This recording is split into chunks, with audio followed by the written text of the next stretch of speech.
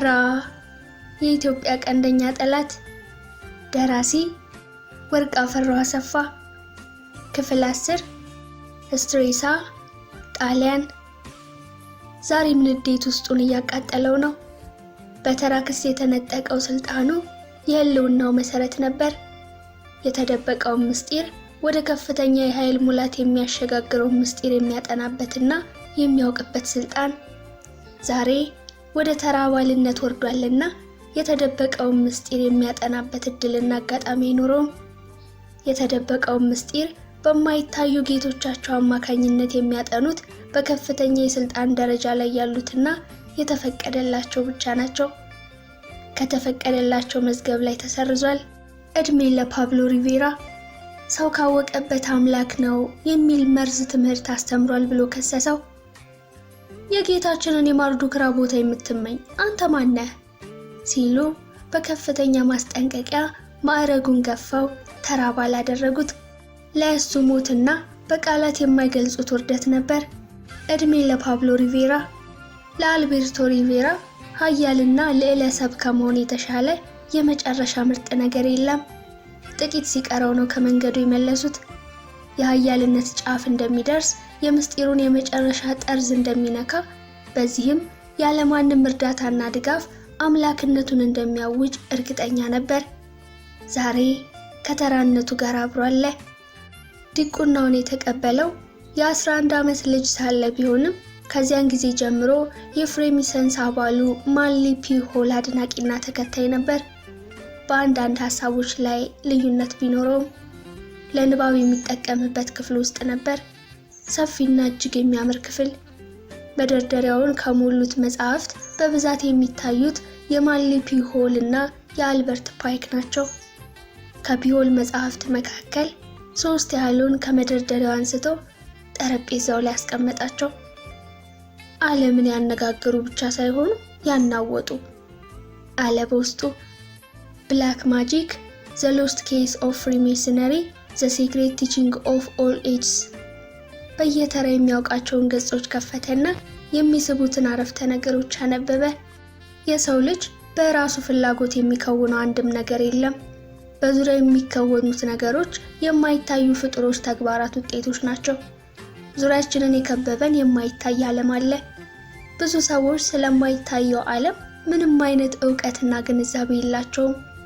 ይህን የሥነ ፍጥረት ዕውቀት ጠንቅቀው የሚያውቁት የጥንቆላውና የአስማቱ ጥበብ የገባቸው ምስጢራዊው ዕውቀት የተገለጸላቸው ብቻ ናቸው።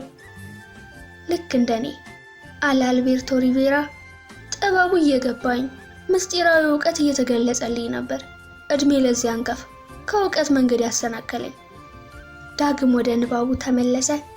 በዙሪያችን የከበበንን ዓለም አናየውም፣ አንዳስሰውም፣ አናሸተውም፣ አናዳምጠውም። ያም ሆኖ ተጽዕኖን አሳርፎብናል። ይህ ዓለም የመንፈስ ዓለም ብለን እንጠራዋለን። መለኮታዊ ዓለም ብለው የሚጠሩትም አሉ። ዕጣ ፈንታችንንና ዕድላችንን የሚወስንልን ይህ የማይታይ ዓለም ነው። ይህን ስለማምን እኮ ነው ይህን መንፈሳዊ ድብቅ ዓለም ሳጠና ይኖርኩት። ፒሆል የመንፈስ ዓለም ብሎ የሚጠራው ዓለም የአልቤርቶ ሪቬራ ያላለቀ ጥናት ነው። ዕጣ ፈንታውንና ዕድሉን የሚወስንለትን የማይታይ ዓለም ከማጥናት የሚያግደው ሞቱ ብቻ ነው። ዕድሉና ዕጣ ፈንታው የተሻለ የከፍታ ስፍራ ላይ ያስቀምጠው ዘንድ አጥብቆ ይመኛል። የሰው ልጅ ካወቀበት አምላክ ነው። የንባብ ክፍሉን መስኮት እስከ መጨረሻው ከፍቶ ንጹህ አየር በጥልቀት ከሳበ በኋላ ወደ ንባቡ ተመለሰ። የሰው ልጅ ከማይታየው ዓለም ውጪ ምንም አይደለም። በራሱ የሚፈጽመው ነገር የለም። የማይታየውን ዓለም የወረሩ እንግዳ ፍጡሮች በዙሪያችን ይኖራሉ። የጋኔል መንፈስና መላእክት ብለን የምንጠራቸው ናቸው። ባናያቸውም በሕይወታችን ውስጥ አይነተኛውን ሚና ይጫወታሉ። ዕጣ ፈንታችንን የሚወስኑልን እነዚህ ፍጡራን ናቸው። የማይታዩት መጥፎ ፍጡራን በላቲን ቋንቋ ኢንኩቡስ እና ሲኩቡስ ተብለው ይጠራሉ። ወደ እንግሊዘኛ ስንተረጉመው ሜር የሚለውን ስያሜ ያገኛል። ወንድና ሴት ጥገኛ ሕዋሳት ማለት ነው።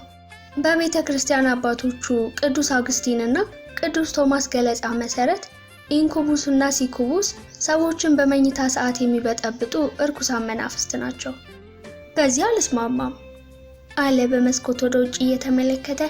የሚበጠብጡ ርኩሳን መናፍስት ሳይሆኑ የሰው ልጅ በእንቅልፍ ሳይዘናጋ ተግቶ የተደበቀውን ምስጢራዊ ዕውቀት እንዲፈትሽ ከማይታየው ዓለም ግዛት አስተዳደር የተላኩ የእውቀት ወዶ ዘማቾች ናቸው። ወደ ቁም መስታወቱ ተጠጋና ከወገቡ በላይ ያለውን ልብስ አወለቀ። ንቅሳቱ ደምቆ ታየው። በግራ ደረቱ ላይ ሲኩቡስ፣ በቀኙ ላይ ደግሞ ኢንኩቡስ የሚሉ ቃላት በላቲን ቋንቋ ተነቅሰዋል። ፈገግ አለ። ዕጣ ፈንታውን እና እድሉን የሚወስኑለት የማይታየው ዓለም የእውቀት ወዶ ዘማቾች ናቸውና ባያያቸውም እያከበራቸው ይኖራል። ዛሬ በዚያን ከፍጦስ ከመንገዱ ቢሰናከልም በእነሱ እርዳታ የተደበቀውን ምስጢራዊ ዕውቀት ለማግኘት የማይፈነቅለው ድንጋይ አይኖርም።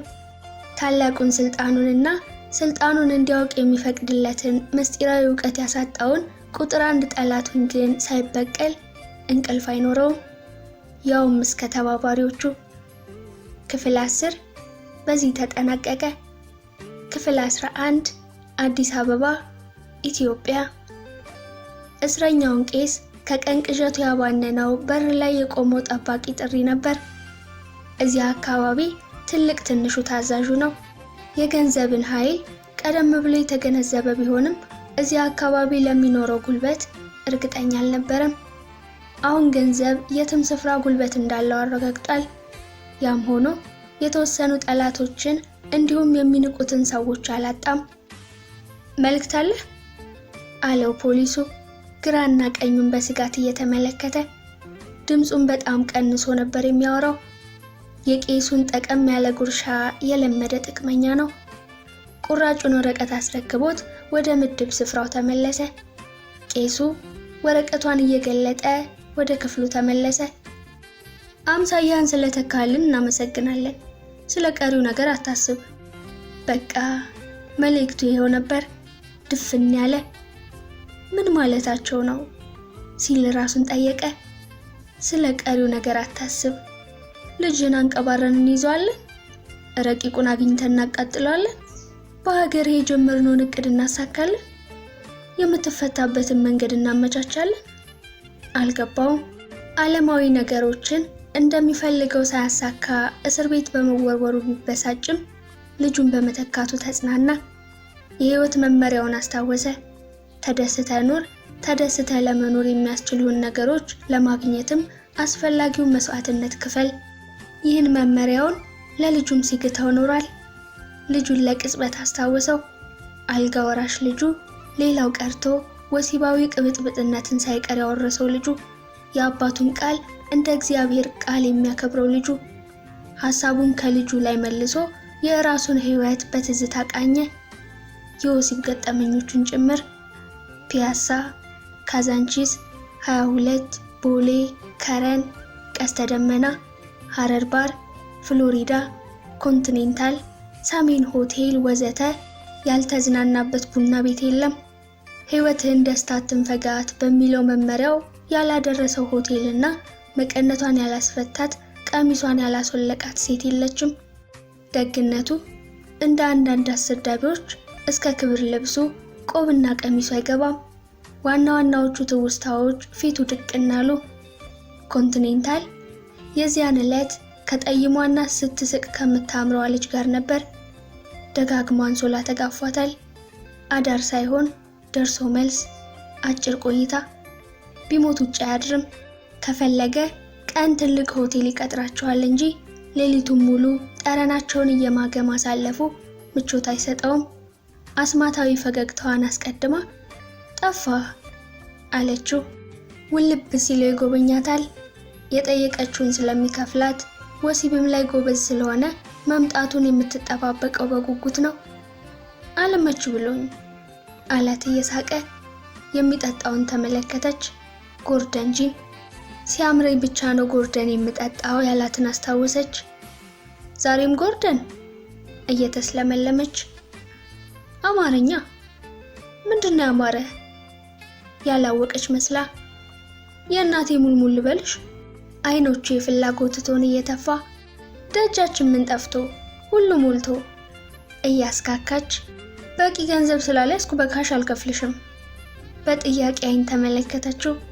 ስላልገባት ውድ ሞባይሉን በዋስትና ሲያዛት እግረ መንገዱን ዋጋውን እየነገራት 35,000 የኢትዮጵያ ብር እንዳልዋሻ ታውቃለች። የአንድ ጓደኛዋ ሀብታሙ ሽማ ለጓደኛዋ ገዝቶ የሰጣት አይነት ነው። ሳትግደረደር ተቀበለችው። ገቡ። በነጋታው ተገናኝተው ብር ሲሰጣት ሞባይሉን ልትመልስለት ተስማምተው ተለያዩ። በቀጠሯቸው ዕለት ሲደውልለት ስልኳ ተዘግቷል። በ3ኛው ቀን የምትሰራበት ቢሄድም አላገኛትም። በ6ኛው ቀንም እንዲሁ። ስልኩን ይዛ አድራሻ እንደቀየረች የተረዳው በ23ኛው ቀን ነው። ትብላው ብሬን የሚለውን ዜማ በትብላው ስልኬን ቀይሮ ሳምንት ያህል እንዳንጎራጎረ ትዝ ይለዋል። በገረሜታ ራሱን ነቀነቀ። ፍሎሪዳ ጥቁር አፍሪካዊ በምትመስለው ልጅ እግር ሴት ላይ አይኖቹ ተተክለዋል ንቀላሉ። እጅግ ያጠረው ቀሚሷ ታፋዋን አራቅቶታል። ፈተና የሆነበትም ታፋዋ ነው። አዳም የሔዋንን ምኗን አይቶ ይሆን የተሸነፈው ሲል ራሱን ጠየቀ። ደጋግሞ ጎርደኑን ተጎነጨና ይዟት ገባ። ቄሱ በቀሪው እስረኛ ዘንድ የሚታወቅበት ቅጽል ስሙ ኢሉሚናቲ ነው። ችሎት ላይ አብሮት የነበረ እስረኛ ከችሎት መልስ ጓደኞቹን ሰብስቦ ሰበር ዜና አለ አላቸው። ተሰበሰቡ። በቅርቡ የተቀላቀለን ቄስ በሀገር ክህደት ከኢሉሚናቲዎች ጋር ኢትዮጵያን ለማፈራረስ በወጠነው ሴራ እና የእምነት አባቶችን በማበጣበጥ ወንጀል መከሰሱን ችሎት ላይ ሰምቻለሁ። እውነት ነው ሲሉ ቄሱን አፋጠጡት። ከማስተባበሉ በፊት ከጠባቂ ፖሊሶች አፈትልኮ የወጣው መረጃ ቄሱ ከምስጢር ማህበር አባላት ጋር ግንኙነት ያለው ከሃዲ መሆኑን አረጋገጠ። ገንዘቡን ፈልገው ክፉ ሳይናገሩ ጭራቸውን የሚቆሉ ታዛዦችን ባያጣም በሀገር ክህደት ወንጀሉ በውጭ ኃይላት አሽከርነቱ በገቡ በወጡ ቁጥር የሚሰድቡትም በዙሪያው ነበሩ። መስፍን የተባለ ታሳሪ ይበልጥ ቀረበውና ሀገራችንን ሸጠህም የሃይማኖት አባቶቻችን ከፋፍለህም ልትስቅብን ያምራል አለው ጥርሱን ነክሶ። ታሪኩን ከሰማ በኋላ ጥላቻው መጠን አልፎ ነበር። የአማኑኤል አካባቢ ልጅ ነው። ሰው በመደብደብ ወንጀል ተከሶ የታሰረ። እሱ ምን አለበት ይሳቅብን እንጂ እድሜ ለጌቶቹ የዶላር ችግር የለበት። ቫት የለ የበሰለ እየበላ አላምረው ነበር። ሴት አስገድዶ ደፍሮ የታሰረ የኳስ ሜዳ ልጅ የ10 ሰው ምላስ ሰጥቶታል። ዘመን አቋረጠው። የዓለም ገና ልጅ ነው። በቡድን ጸብ አነሳሽነት ተከሶ የታሰረ። የቫቱን አላውቅም፣ ባት ላይ ግን አጅሬ አትደራደርም አሉ። እኛ እያደመጥን ያደግነው አውሮፕላን መጣ እየገሰገሰ በዘፈን አንደኛ ጥላሁን ገሰሰ የሚለውን ዘፈን ነበር። አሁን ግን ዘፈኑ ተቀይሮ የጥንቷን መኪና ይሏታል ታኖስ፣ በወሲብ አንደኛ አስመሳዩ ቄስ የሚል ሆኗል። እስረኛው ሁሉ ሆ ብሎ ሳቀ። ክፍሉ በአንድ እግሩ ቆመ። 10 እስረኛ እፍግፍግ አድርጎ የያዘ ክፍል ነው። ቄሱ ክፍሉን ብቻ ሳይሆን ቃሊቲ የሚለውንም ቃል አምርሮ ጠላ። ቃሊቲ የሚለውን ቃል ባሰበ ቁጥር እስር ቤት የሚለውን ቃል ያስታውሳል። እንዴ ችከላ ላይ አስተማማኝ ነች እንዴ ይላል አንዱ ወሬውን ማሟሟቅ ሲፈልግ። ችከላ በእስረኛው ዘንድ ወሲብ የሚለውን ቃል ይወክላል። ኢዲ አሚን ዳዳን አይተህ ማየት ነው። 2 ሴት ይዞ አይደል እንደ የሚተኛውና የወሲብ ሻምፒዮን ነኝ እያለ ጉራውን የሚነዛው። ይሄኛው የሀገራችን አልጋ ስፋት እየገደበው እንጂ ለ3 እና ለ4 ሴት የሚሆን አቅምና ጉልበት እንዳለው ታማኝ ምንጮች አረጋግጠዋል። ያን ኃይልና ጉልበት የኢሉሚናቲዎች አምላክ የሆነው ሰይጣን ሰጥቶት ይሆናል እንጂ ጤነኛ ሰው መቼም 4 ሴት በአንድ ጊዜ። አሁንም እስረኛው ክፍሉን በሳቅ ያናጋል። ያላዳረሳት ሴት የለችም አሉ። ይሄ ድግምት የማይሰራው አለ ብላችሁ ነው? በህግ አምላክ ይላል ሁሉ ነገር ከአቅም በላይ ሲሆንበት። በህግ አምላክ አልደረስኩባችሁም፣ አትድረሱብኝ። ስም በማጥፋት ወንጀል እንደምከሳችሁ ወቁ። ምን ብለህ ይለዋል መስፍን እያላገጠ። ወሲበኛ ነው ብላችሁ ስሜን በማጥፋታችሁ። ቅንዝራም። እስረኛው ሁሉ በአንድ ድምጽ ይጮሃል። ልብ አድርጉ፣ ታውኝ ከውጭ ኃይላት ጋር ያደመ ብላችሁ መልካም ስሜን ከሃዲ ሲል ይጮሃል እስረኛው በአንድ ድምጽ። ይህ ማስፈራሪያ መንገድ አላዋጣ ሲለው ስልቱን ይቀይራል። አፋቸውን እንደሚያስይዛቸው እርግጠኛ በመሆን እያንዳንድሽ እምቢ ካልሽ ጢንዚዝ አድርጌ በመስኮት አበረሻለሁ። ምን ሲሉ ይጮሃሉ። ሲያሻኝ ጢንዚዝ አድርጌ፣ ሲያሻኝ አንበጣ፣ ሲያሻኝ ፌንጣ። ይሄኔ ቤቱ ለሁለት ይከፈላል። ግማሹ ይህ ድግምታም ቄስ ያለውን ለመፈጸም ሰይጣን ስልጣን ሳይሰጠው አይቀርም ብሎ ማፈግፈግ ይጀምራል። ግማሹ ሊያደርግም ላያደርግም ይችላል በሚለው ሐሳብ ይዋልላል። ከአቋሙ ዝንፍ የማይለው መስፍን ነው። አንተም ብሎ ጢንዚዝ አድራጊ፣ አንተም ብሎ አንበጣና ፌንጣ አድራጊ፣ ና አድርገኛ ይልና ኮሌታውን ጨምድዶ ከተቀመጠበት ያነሳዋል። ገላጋዮች መሃል ገብተው እስኪያስለቅቁት በአማኑኤል ብሎ መማጸኑ አይቀርም። የተለመደ ትዕይንት ነው። ክፍል 11 በዚህ ተጠናቀቀ። ክፍል 12 ፓልማ ማሎርካ። ፕሮፌሰር ግብዣዬን ተቀብለው ዳግመኛ ቤቴ ስለተገኙ አመሰግናለሁ አለች ሶስና ለመስተንግዶ ሽር ጉድ እያለች። ቡና እየጠጡ ስለ ሀገራቸው ሁኔታ ለመወያየት ነበር የተቀጣጠሩት። ይህች ሀገር አላት ምሳውን ጨርሶ ቡናውን ፉት እያለ። የአንደበት ሳይሆን የልብ ልጆች ያስፈልጓታል። ግር እንዳላት ስለተገነዘበ አብራራላት። ሶስና የበዛው በአንደበቱ ሀገሬን እወዳለሁ የሚለው ነው። መውደዱን በተግባር ሲያሳያት አትመለከቹም። ሌላው ቢቀር ጥቅሙ ሲነካበት በኩርፊያ ወደ ሰው ሀገር የሚፈረጥጥ ነው። እናትሽ ከጥቅም ጋር በተያያዘ ብታስከፋሽ አኩርፈሽ ወደ ሌላ እናት ጋር ትሄጃለሽ። እንደዚያ ማለት ነው። ሌላ እናት ጋር ብትሄጅም ለጊዜው ተቀብላ ታስተናግድሽ እንደሆነ እንጂ እስከ መጨረሻው አትንከባከብሽም። አልወለደችሽማ፣ የሰው እናት እንጂ ያንቺ እናት አይደለችማ። እውነቴን ነው። አንዳንዴ በአሜሪካኖች ቀናለሁ። ለምን መሰለሽ? በሆነ ምክንያት ፖሊስ ያንገላታቸው እረፍ የአሜሪካ ነው የሚሉት አባባል አላቸው። በሀገራቸው ላይ ምን ያህል መተማመን እንዳላቸው ልብ በይ። ይህን ዝንባሌኛ ሀገር ለማምጣት ጊዜ ቢፈጅም የግድ መምጣት አለበት። እያንዳንዱ ኢትዮጵያዊ መብቱ ሲነካ ይህች ኢትዮጵያ ናት የሚላት ሀገር ታስፈልገዋለች። በሀገር የመተማመን ስሜት ሊፈጠር ይገባል። ጥሎብን ሁሉ ነገራችን ሌላው ላይ መንጠልጠል ሆነና ከኪሳራ አልወጣልን። እግዚአብሔር ይርዳን እንጂ ጥልቅ ኪሳራ ውስጥ ነው ያለነው። ኢኮኖሚያችንን ማሳደግ ስንፈልግ ሰው ላይ ተንጠልጥለን፣ ረሃባችንን ማስታገዝ ስንሻ የእርዳታ ስንዴ ላይ ሙጥኝ ብለን፣ የትምህርት ፖሊሲያችንን ስንቀርስ የባህር ማዶ ሰነድ አገላብጠን፣ የእርሻ መርሃችንን ስንገመግም የቻይና ወይ የቱርክ ገበሬ አማክረን። ከዚህ የበለጠ ኪሳራ ምን አለ? ራስን ካለመሆን የባሰ የከፋ ውድቀት አለ? መቼ ነው በራሳችን ሐሳብና ፍላጎት ተጉዘን ከምንፈልግበት የምንደርሰው? እውነቴን ነው ልጄ፣ ተስፋ ቆርጬ ነበር፣ ያውም በኃይለኛው። አንቺን መሳይ ለሀገር ሐሳቢ ወጣት ትውልድ ሳገኝ ነው ሊሞት ተቃርቦ የነበረ ተስፋ ያንሰራራው። ያለ መገጣጠም ሆኖ እንጂ እንደ አንቺ አይነት ትውልድ ተበታትኖ ቢሆን እንደሚኖር ተስፋ አለኝ።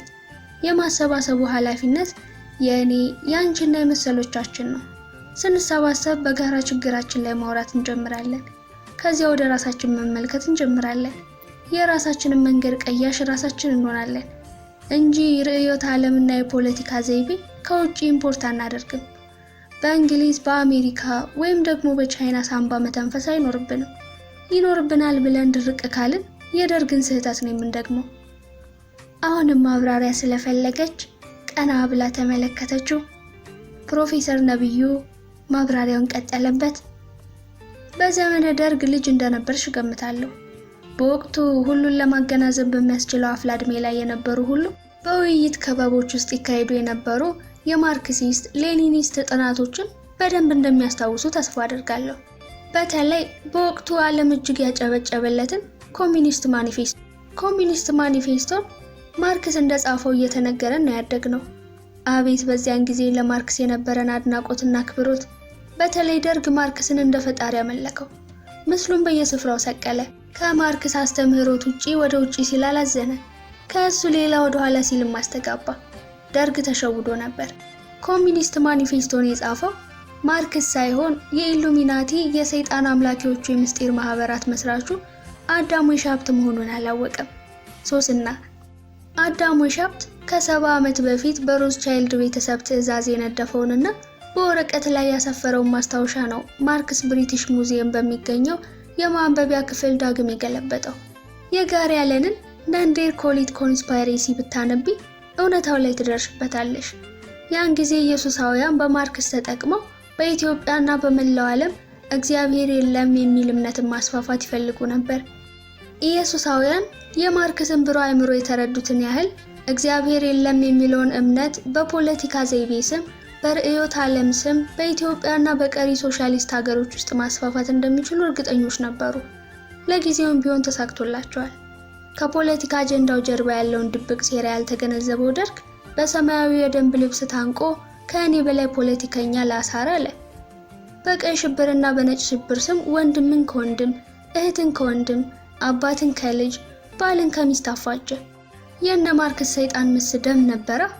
የማርክስ ደቀ መዝሙሮች የነበሩት እነ ሌኒን ሐሳቡን ተቀብለው በመላው ዓለም አስተጋቡት፣ ለዓመታት ዘመሩት። በማርክስ ከአዳም የተገለበጠ ኮሚኒስት ማኒፌስቶ ንድፈ ሐሳብን የወለለው ጓድ ቭላድሚር ኢሊች ሌኒን ሐሳቡን አሻሽሎ የተከታዮቹ መመሪያ ያደረገው። የማርክስ አስተምህሮት ከሌኒን አልፎ የጆሴፍ ስታሊን እና የሊዮን ትሮትስኪ ቅዱስ መመሪያ ሆነ። አብዮተኛው ደርግም ዜጎች ስለምን ይቅርባቸው ሲል ትንሽ ኪለንጋተን ሳናውቅ ለተወሰኑ ዓመታትም ቢሆን የኢሉሚናቲዎችን ሐሳብ ተግባራዊ አድርገን ሮብና አርብ መጾም ተውን። የሚጾምና በእግዚአብሔር የሚያምን አብዮተኛ አይደለም ማለት የሰይጣን አምላኪዎች አጀንዳ ማስፈጸሚያ ሆነን ማንነታችንን ትተን ሌሎችን ለመምሰል ቁም ስቅላችንን አየን። መንገዳችንን ትተን በሌሎች ጎዳና ላይ ፈሰስን። ፈጣሪያችንን ስለካድን መጾም መጸለይ ስለተውን እርስ በርሳችን ስለተላለቅን ማርክስና ሰይጣን ጨፈሩ፣ በአብዮታዊ ወኔ ዘመሩ። በማርክስ ስም በኢየሱሳውያን ሴራ መረብ ተጠልፎ የወደቀው ደርግ ገብቶትም ይሁን ሳይገባው አብዮት በሚሉት የጥቅመኞች ጨዋታ ጎራ ለይቶ ተፋጀ። የአንድ ሀገር ልጆች ለሌሎች ጥቅምና ትርፍ ሲሉ ዜጎቻቸውን በቡድንና በፓርቲ ከፋፍለው አዋጉ፣ አቋሰሉ፣ ደም አፋሰሱ። ኢትዮጵያ የምትባል ምስኪን ሀገር በማርክስ አለቆች ሴራ ሰይጣንን ጨምሮ ለሕይወትና ለንብረት ኪሳራ ተዳረገች። እድገቱ ቀርቶ የነበረኝ በተባረከልኝ ስትል አነባች። ይህ ታሪክ እንዳይደገም ነው መሪዎቻችን ሁሌ ሰው ላይ መንጠልጠላቸውን መተው ይኖርባቸዋል ስል የሚጮኸው። የዘመኑ አክናፊያችን ደግሞ ቻይና ሆናለች። እፍ የሚያደርግ ፍቅር ይዞናል። የእሷንስ የጀርባ ቅድማ እናወቀ። ለመሪዎቻችንን ልቦና ይስጣቸው ከማለት ውጭ ምን ይባላል? የዚህችን ሀገር እምነት፣ ባህልና ወግ መፈራረስ የሚናፍቁ በየት በኩል እንደሚመጡ አታውቂም። ትላንት የፈጣሪ ታማኞች ሆነው ያየሻቸው ነገ የሰይጣን ተከታይ ሆነው ትመለከቻቸዋለሽ። ልክ እንደ ማርክስ በወጣትነት ዘመኑ ክርስቲያናዊ መንገድ ይዞ ይጓዝ የነበረውና ዘ ዩኒየን ኦፍ ዘ ፌዝፉል ዊዝ ክሪስት በተሰኘ የመጀመሪያ መንፈሳዊ ስራ የሚታወቀው ማርክስ በብርሃን ፍጥነት ተገልብጦ የሰይጣን አገልጋይ ይሆናል ብሎ ያሰበው ነበር? በፍጹም። እና ልጄ ሶስና ዛሬ የምታምኙ ሀገር የምታምኙ መሪ የለም። ይህች ምስኪን ቅድስት ሀገር የብዙዎች ትኩረት ናትና የምታምነው ፈጣሪ ይጠብቃት። አሜን የሚለውን ቃል በውስጧ ደጋገመችና በረጅሙ ተነፈሰች። የቤት ስራዋ ክብደት ከወዲሁ ታይቷታል። ሲለያዩ ጨልሞ ነበር። ክፍል 12 በዚህ ተጠናቀቀ። ክፍል 13 ደቡባዊ የአንታርክቲካ አካባቢ አንታርክቲካ። ዛሬ አለማሪው ኖኤል ፕሪስኮት ፍጹም በሆነ ደስታ ተውጦ የጌታችን የማርዱክራ ሉሲፈር አስደሳች ስፍራ ወደ ሆነው የአዲስ ትውልድ ጣቢያ እንጓዛለን። ተከታዮቹ ላይ ጥድፊያና ጉጉት ተመለከተ። ልዩዋ የግል አውሮፕላን ከፍሎረንስ የሚነሱ እንግዶቿን ጭና ወደ ደቡባዊ ዋልታ ለመብረር በዝግጅት ላይ ናት። የውቧ ከተማ ፍሎረንስ ዓለም አቀፍ አውሮፕላን ማረፊያ ጣቢያ አሜሪጎ ቬስፑሲ ትከሻቸው በሚከብደውና የብዙ ሰዎችን ትኩረት በሳቡት ታላላቅ ሰዎች ተጨናንቋል። እነማን እንደሆኑና ወዴት እንደሚሄዱ ከራሳቸው በስተቀር ማንም አያውቅም። ከባለ 5 ኮከቡ ሳቮይ ሆቴል ተነስተው አውሮፕላን ማረፊያ እስኪደርሱ የብዙዎችን ቀልብ ስበው ነበር። አንታርክቲካ ድረስ 15270 ኪሎ ሜትር ርቀት እንደሚጠብቃቸው ቢያውቁም ከወዲሁ ድካም አልተሰማቸውም። 117ቱም እንግዶች አውሮፕላኗ ላይ ተሳፈሩ። በጉዟቸው እጅግ ደስተኞች ነበሩ። ከ2 ቀን ተኩል በረራ በኋላ አብዛኛው ምድሩ በበረዶ ከተከበበው አንታርክቲካ ደረሱ። በማዕከሉ ውስጥ ካሉት ፍጡራን በስተቀር ሰው አልባ ቦታ ነበር። በአብዛኛው በውሃ የተከበበው የመሬት ክፍል እስከ ደቡብ አሜሪካ እንደተዘረጋ ያስረዳቸው ማሪዮ ኖኤል ፕሪስኮት ጊዜ ካላቸው ታሪካዊዎቹን የለሚየር ቻናል፣ ፓራዳይዝ ሃርበርንና ወደ ሙዚየምነት የተቀየረውን የቀድሞውን የእንግሊዝ የምርምር ተቋም እንደሚያስጎበኛቸው ቃል ገባላቸው። የገባላቸው ቃል ይህም ብቻ አልነበረም። ለአይን የሚስቡ የማይበሩ የዋልታ ወፎችን ፔንጉዊንስንም አሳያቸዋለሁ ብሏቸዋል። በረዶ ላይ በተቸከሉ ግዙፍ ብረቶች ላይ ተንጠልጥሎ የተሰራው ግዙፍ ማዕከል ከቀይ፣ ነጭና ሰማያዊ ማይክ የተሰራ ነው። በውጭ በኩል በትልልቅ ፊደላት የማርዱክራ ሉሲፈር አዲስ ትውልድ የሚል ጽሑፍ ሰፍሮበታል። ጎብኚዎቹ በኖኤል ፕሪስኮት እየተመሩ ወደ ውስጥ ሲዘልቁ ቁመታቸው ከ3 ክንድ የማይበልጥ ጭንቅላታቸው ገንቦ የሚያክልና የሚናገሩት ቋንቋ እንግዳ ለሆነ ሰው የማይገባ መንጋ ህፃናት ስፍራውን በጩኸት አናጉት። ደስታ መሆኑ ነው። ከ300 የማያንሱትን አስፈሪ ህፃናት የተመለከቱት የልዑካን ቡድን አባላት የሚገቡበት ያጡ ይመስል ዙሪያቸውን በፍርሃት ቃኙት። ተረጋጉ አላቸው ማሪዮ ኖኤል ፕሪስኮት ፍርሃታቸውን ስለተገነዘበ። ተረጋጉ፣ ከጸብ የራቁ የነገው አዲስ ዓለም ተረካቢ ህፃናት በመሆናቸው ልትወዷቸውና ልታቀርቧቸው እንጂ ልትፈሯቸውና ልትሾሻቸው አይገባም። አባላቱ ሳይወዱ በግዳቸው እየገለፈጡ አጠገባቸው ያገኙትን አስፈሪ ህፃን ገንቦ ጭንቅላት ማሻሸት ጀመሩ። ህፃናቱ ለእንግዶቹ መቀበያ ያጠኑትን መዝሙር የሚያቀርቡበት ሰዓት በመድረሱ ተጠጋግተው ተሰለፉና ከእነሱ ይወጣል ተብሎ በማይጠበቅ ወፍራምና ሰቅጣጭ ድምፅ አካባቢውን አናወጡት። ሎ ሰንጋ ጃራ ቦንጋ ካራ ቢጂቲፒ ማርዱክራ ዛንዱራርዴ ሌቪ ቢሲ ማርዱክራ ቲቢሊሲ ቲፒቲፒ ቢጂ ቃራ ግሬዴሬ ማርዱክራ ባላስታርቴ ታሙዝ ሉሲ ማርዱክራ አይዋናሲ። ከልዑካን ቡድኑ አባላት መሃል የመዝሙሩ ትርጉም የገባው ሰው አልነበረም። ማሪዮ ፕሪስኮት በደፈናው ተረጎመላቸው። ሎ እዩ ማለት ነው በአስፈሪዎቹ ህፃናት ቋንቋ ፍቺ። ቲፒ ኢትዮጵያ ናት። ቃራ ትኩረት ማለት ሲሆን በጂ ዋንኛ እንደማለት ነው። ግሬዴሬ ሃምሳያ የማይገኝለት ታላቅ አምላክ ማለት ሲሆን ባል፣ አስታርቴ፣ ታሙዝ የሚሉት ቃላት ደግሞ ሌሎቹ የሉሲፈር መጠሪያ ስሞች ናቸው። የቀሪዎቹን ቃላት ፍቺ ሊተረጉምላቸው አልፈለገም። ሆን ብሎ ዘለላቸው። ምክንያቱን እሱ ያውቃል። በፍቺው መሰረት የመዝሙሩ ይዘት የሚከተለውን ይመስላል። እዩ፣ በደንብ ተመልከቱ። አምሳያ የሌለው ታላቅ አምላካችን ባላስታርቴ ታሙዝ ሉሲፈርን ምን ይሳነዋል? መላውን ስነ ፍጥረት ሊቆጣጠርና በስሩ ሊያደርግ ትንሽ ቀርቶታል። ዋነኛ ትኩረት የሆነችው ኢትዮጵያ የሚሏት የእምነት ሀገር የእሱ ትሆን ዘንድ የምንችለውን ሁሉ እናደርጋለን። እንደሚሳካልን አንጠራጠርም። ማርዱክራ ሆይ ሁሌም ልናገኝህ የፈቀድክልን ዕለት በአካል ልናይህ እንጓጓለን። ያንን ቀን በተስፋ ተሞልተን እንጠብቃለን። ልዑካኑ ማብራሪያው ተዋጠላቸውም አልተዋጠላቸውም፣ መዝሙሩ አስደሰታቸውም አላስደሰታቸውም ማጨብጨብ ነበረባቸውና አጨበጨቡ። ማሪዮ ኖኤል ፕሪስኮት ህፃናቱን እንደገና ለቡድኑ አባላት አስተዋወቀ። የነገው አዲስ ዓለም ተረካቢ የማርዱክራ ሳይንሳዊ ውጤቶች እነዚህ ናቸው። በልዩ ሳይንሳዊ ዘዴ እንደ ዶሮ ጫጩት የተፈለፈሉ መሆናቸውን ለመገንዘብ ጊዜ አልወሰደባቸውም። ፕሪስኮት በአንድ ገለጻው ላይ ልዩና ምስጢራዊ የሆነ የዳታ ማዕከል ያለው የቴክኖሎጂ ኩባንያችን በመጪው ትውልድ የአየር ትራንስፖርት ህግና ደንብ ስርዓት ላይ ትኩረት ያደረገ ነው።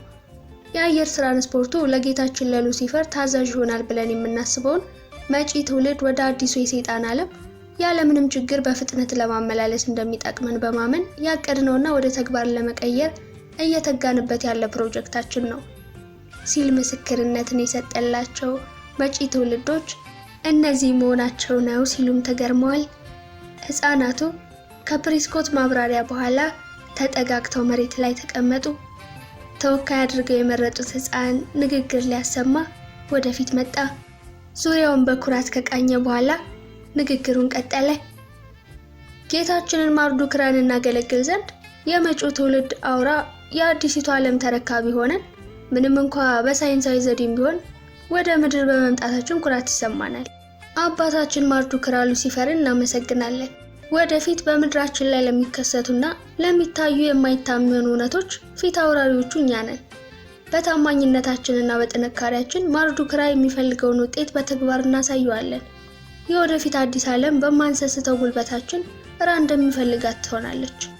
ፕሪስኮት ራ እና ሲ የበዛባቸውን ቃላት ተርጉሞ ሲያበቃ የማዕከሉ የስብሰባ አዳራሽ በጩኸትና ጭብጨባ ተናጋ።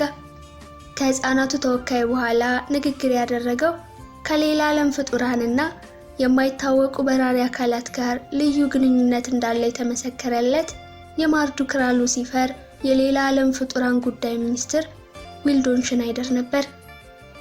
እነዚህን የሳይንስ ውጤቶች አለ ወደ አስፈሪዎቹ ህፃናት እያመለከተ ከሌላ ዓለም ፍጡራን ጋር በማዳቀል ጌታችንን ሉሲፈርን የሚጠብቁ ጠንካራ ወታደሮች ለመፍጠር እቅድ ተነድፏል። ዓለም ብዥታ ውስጥ ናት። የሌላ ዓለም ፍጡራንና የማይታወቁ በራሪ አካላት አሉ ብለው የሚያምኑ በሚሊዮን የሚቆጠሩ ዜጎች ቢኖሩም የሉም ሲሉ የሚከራከሩም በርካቶች ናቸው። አሜሪካና አጋሮቿ ከሳይንቲስቶቻቸው እንዲሁም ከውትድርና ሳይንስ ባለሙያዎቻቸው ጋር በመሆን የዓለምን ህዝብ ለማደናገር የፈጠሩት ሴራ ነው ባዮችም አልጠፉም። ምንም ተባለ ምን ለማያምነው የዓለም ህዝብ የሌላ ዓለም ፍጡራንና የማይታወቁ በራሪ አካላት መኖራቸውን ከጌታችን ማርዱክራ ሉሲፈር ጋር በቅንጅት እየሰሩ መሆናቸውንና ለአዲስ ዓለም አስተዳደር ተግባራዊነት ዋነኛ ተዋናዮች መሆናቸውን በተግባር ማሳየት ይኖርብናል። ያለበለዚያ ዓለም የማርዱክራ ኃይል ግዙፍነት የት ድረስ እንደሆነ አይገነዘብም። ለሌላ ዓለም ፍጡራን መኖር ከማንም በላይ ምስክሩ እኔ ነኝ። ማርዱክራን አንታዘዝም ካሉት ጋር በማዋጋቴ ህብረታቸውን ካሳዩት ጋር ደግሞ መጪውን ዓለም በተመለከተ የጋራ ውል ስምምነት በመፈራረሜ በቅርበት አውቃቸዋለሁ።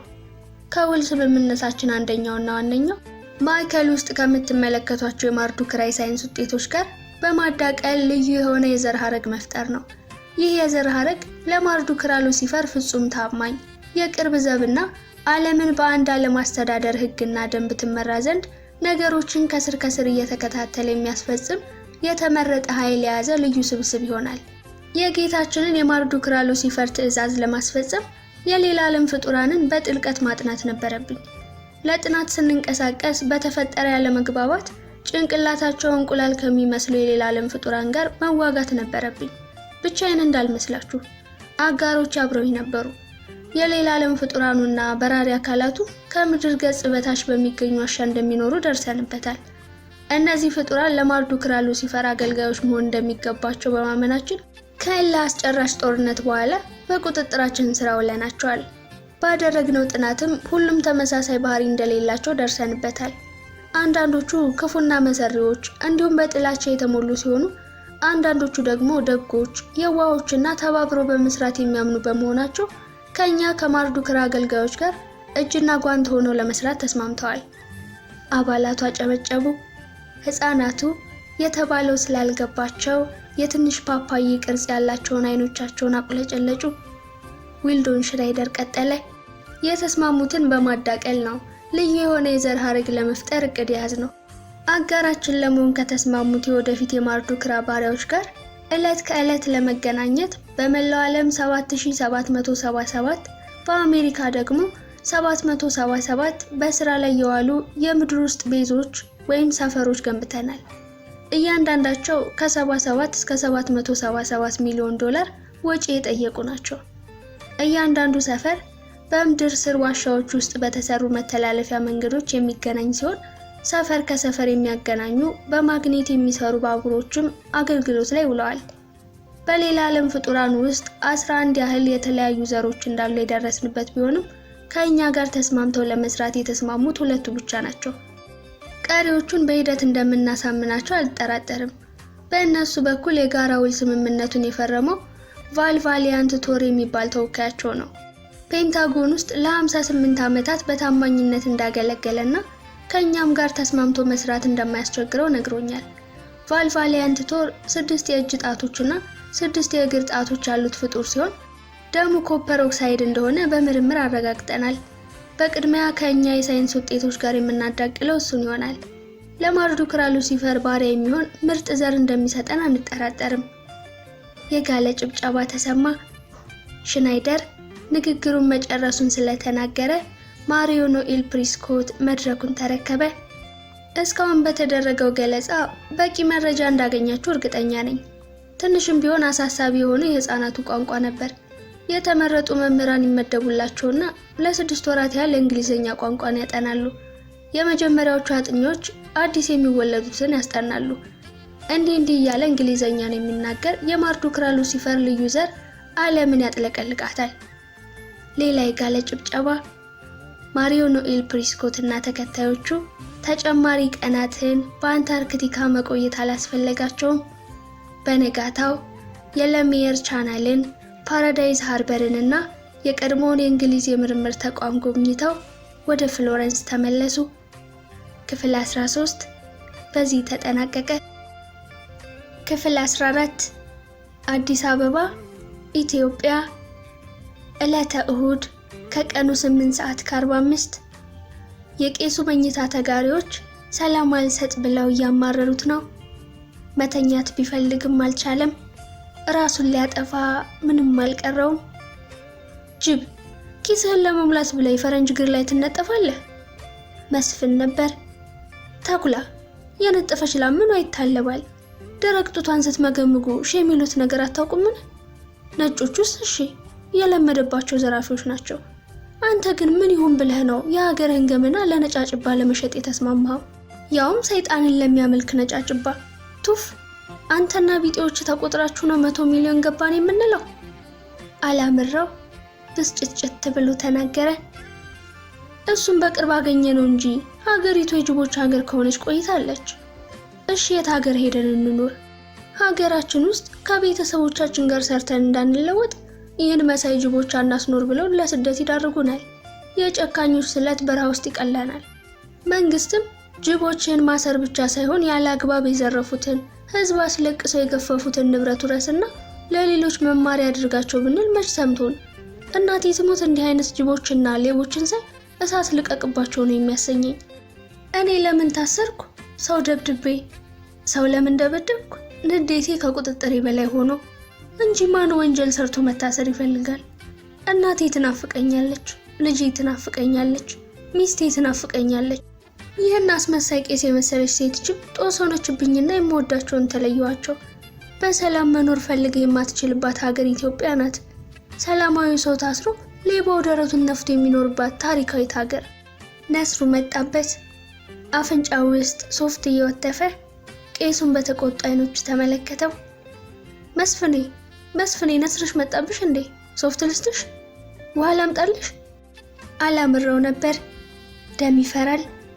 ምግብ እየበሉ መስፍን ከነሰረው ዘሎ ይነሳል። የሚገባበት ይጠፋዋል። ችግር የለም ይተውኛል።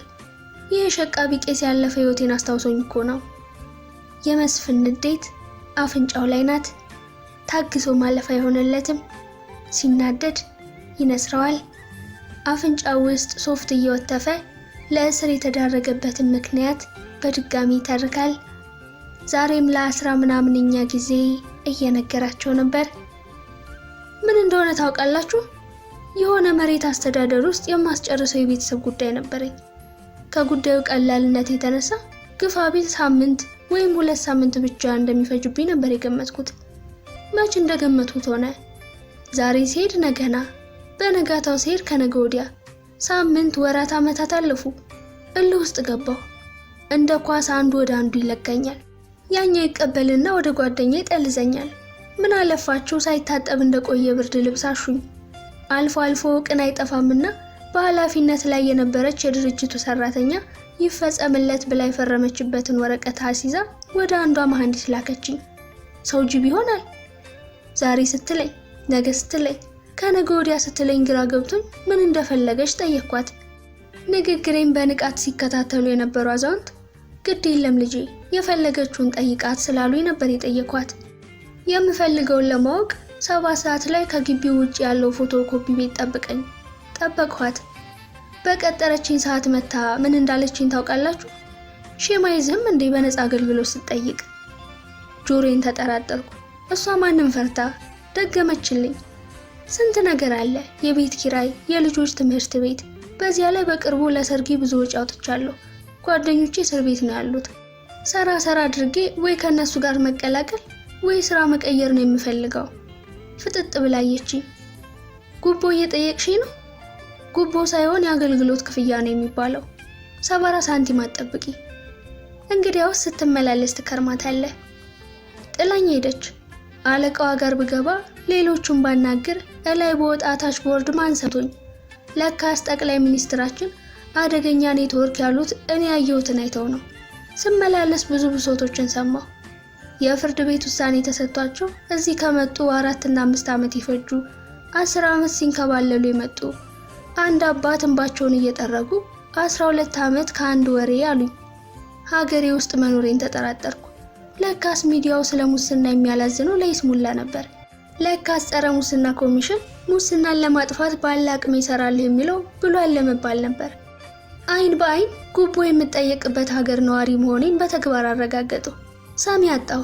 እርስ በእርሳቸው በማይበጠስ ኔትወርክ እንደተሳሰሩ የገባኝ ቆይቼ ነው።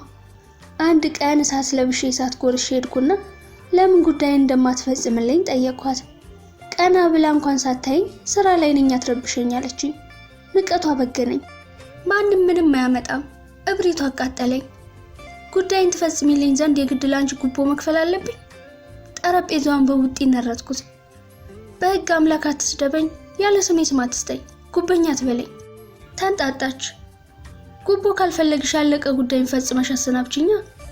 በህግ አምላክ ውጣልኝ። የሆነ ደበሎ መሳይ ባልደረቧ ደረቱን ነፍቶ መጣና ስራ ቦታ አትረብሻለኝ። ከእሷ ጋር ነው ያወራሁት። አንተ ምን ቤት ነህ?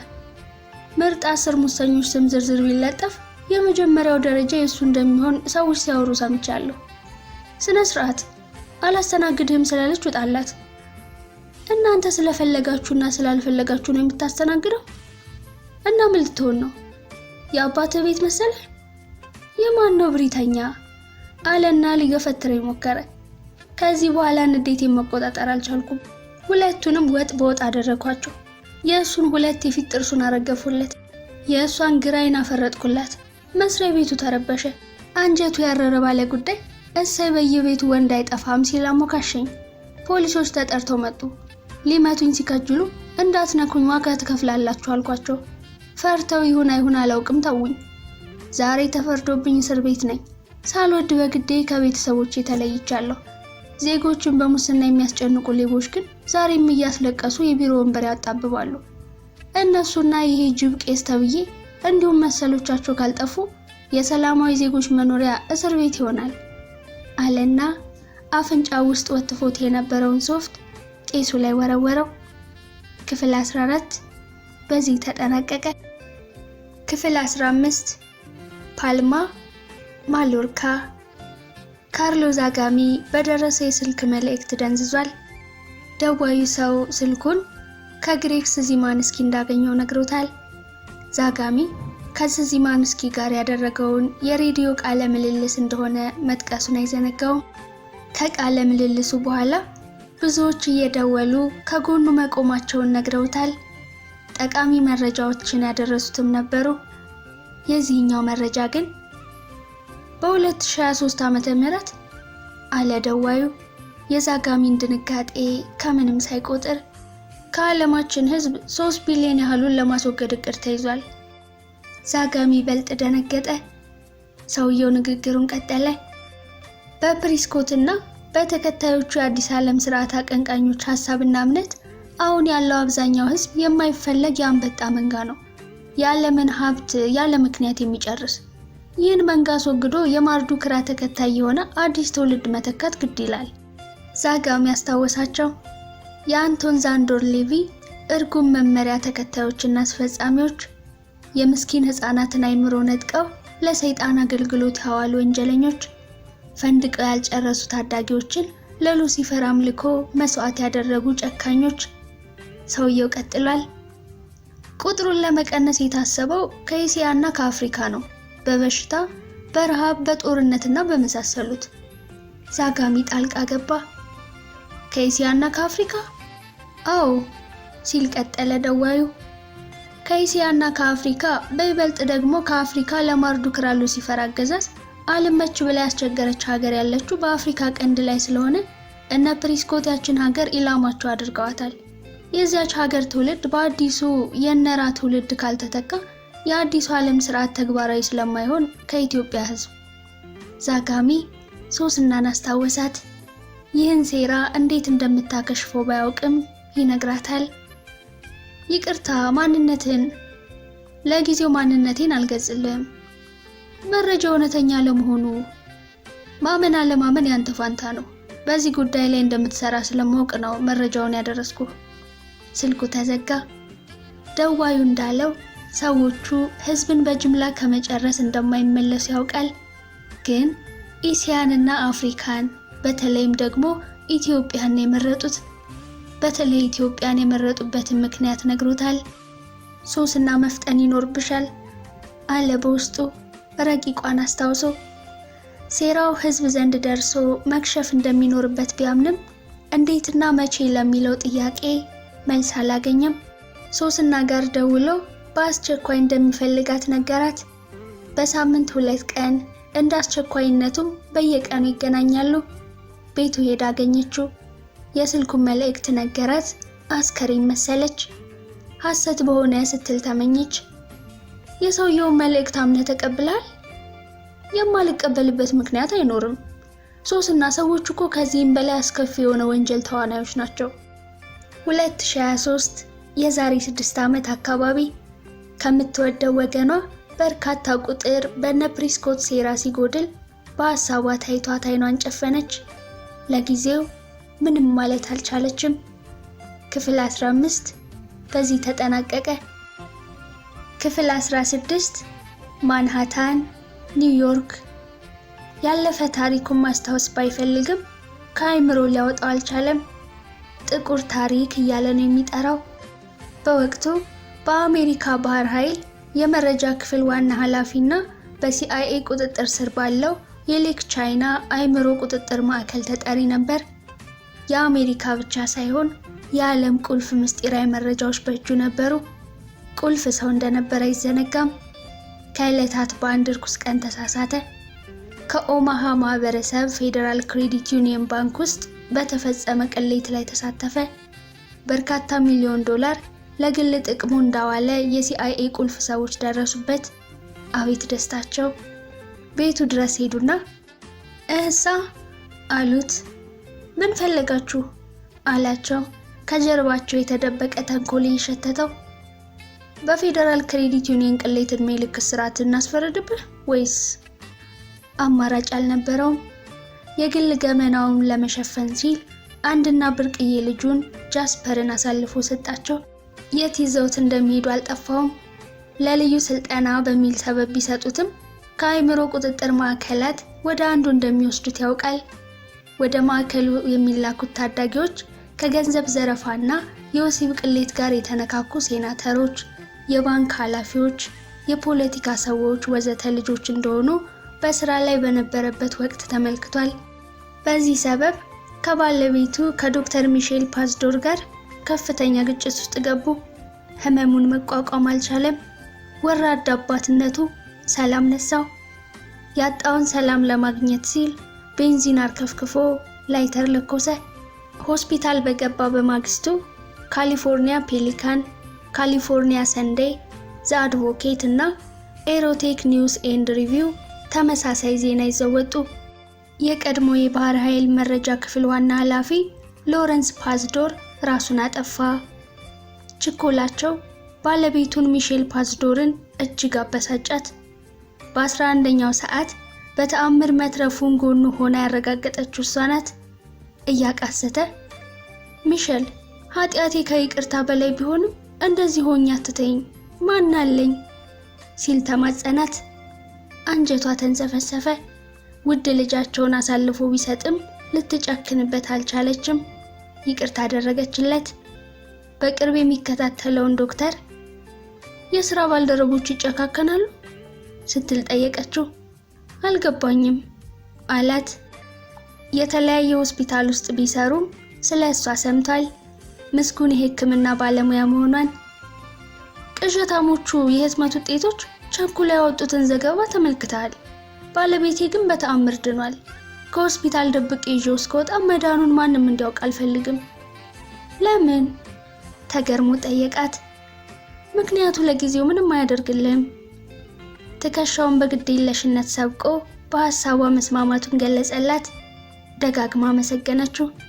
የመዳኑ ወሬ እንዳይሰማ የተማጸናት ባለቤቷ እንደሆነ ግን አልነገረችውም። ብዙም ሳያገግም ደብቃ ይዛው ወጣች። እስከ ጥቁሩ ታሪካቸው፣ ክፉውን እውነት እስከሚያስታውሳቸው ገመናቸው ካሊፎርኒያ ውስጥ መኖር አልፈለጉም። 3930 ኪሎ ሜትር ተጉዘው ማንሃታን ኒውዮርክ ገቡ። እዚህ ቦታ ማንም አያውቃቸውም። አዲስ መኖሪያ፣ አዲስ መስሪያ ቤት፣ አዲስ ወዳጆች። ሚሼል በስራ ልምዷ ከማንሃታን ዕውቅ ሆስፒታሎች አንዱ በሆነው ሌኖክስ ሂል ሆስፒታል በቶሎ ነበር ስራ ያገኘችው። ባለቤቷ ሎረንስ ከ4 ወራት የሕክምና ክትትልና ማገገም በኋላ ቤቱ ተቀምጦ እጁ ላይ የነበሩ መረጃዎችን ወደ መጽሐፍ ታሪክ መቀየር ጀምሯል። የፊቱ ገጽታ ሙሉ በሙሉ ተቀይሯል።